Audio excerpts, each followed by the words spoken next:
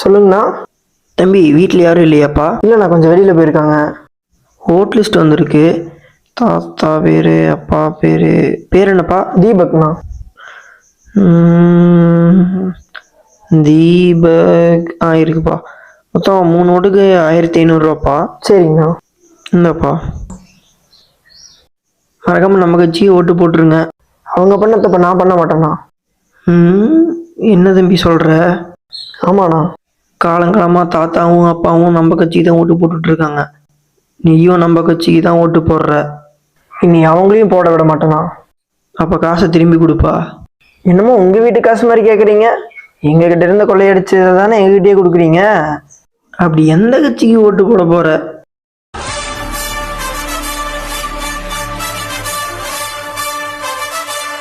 டிவிக்கு. அதே மாதிரி நீங்கள் யாருக்கு ஓட்டு போடுவீங்கன்னு மறக்காம கமெண்ட் பாக்ஸில் கமெண்ட் பண்ணிட்டு போங்க. உங்கள் ஓட்டு உங்கள் உரிமை, பார்த்து ஓட்டு போடுங்க.